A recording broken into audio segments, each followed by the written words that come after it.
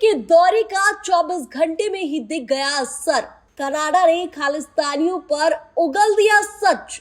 जिस खालिस्तान पर ट्रूडो चुप थे, अब कनाडा ने तोड़ी चुप्पी। मार्क कार्नी के राज में खालिस्तानियों की बड़ी मुश्किलें।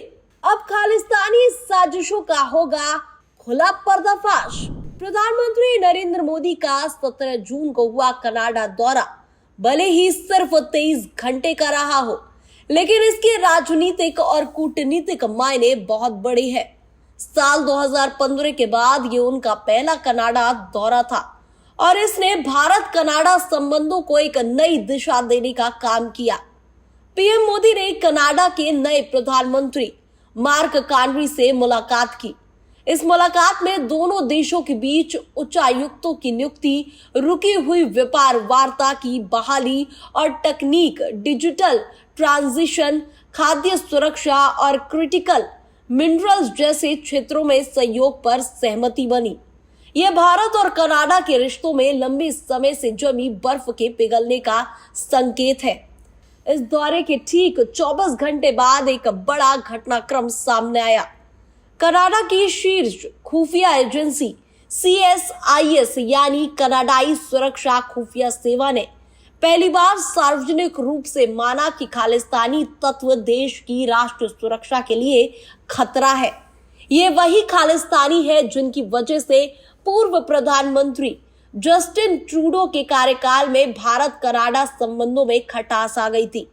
CSIS की रिपोर्ट के मुताबिक खालिस्तानी भारत को निशाना बनाकर हिंसक गतिविधियों की योजना बनाने, फंडिंग करने और उन्हें अंजाम देने के लिए कनाडा की जमीन का इस्तेमाल कर रहे हैं। यह वही बात है जिसे भारत लंबे समय से अंतर्राष्ट्रीय मंचों पर उठाता रहा है, लेकिन ट्रूडो सरकार ने उसे नजरअंदाज किया।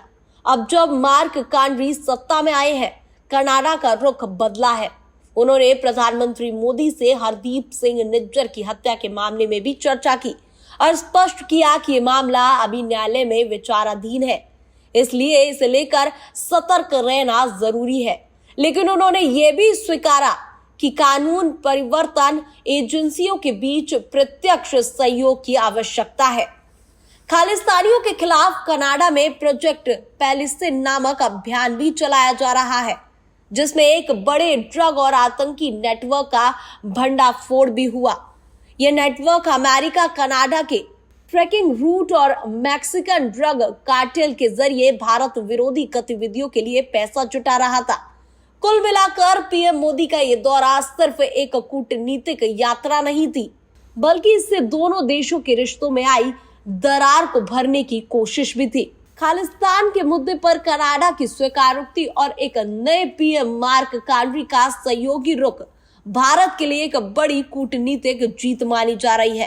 तो अब सबसे बड़ा सवाल यही है, क्या खालिस्तानियों पर कनाडा की कार्रवाई यहीं खत्म होगी या आने वाले दिनों में और भी सख्त कदम उठाए जाएंगे? क्या मोदी और कार्नी की नई केमिस्ट्री भारत कनाडा रिश्तों को स्थायी भरोसे में बदल पाएगी?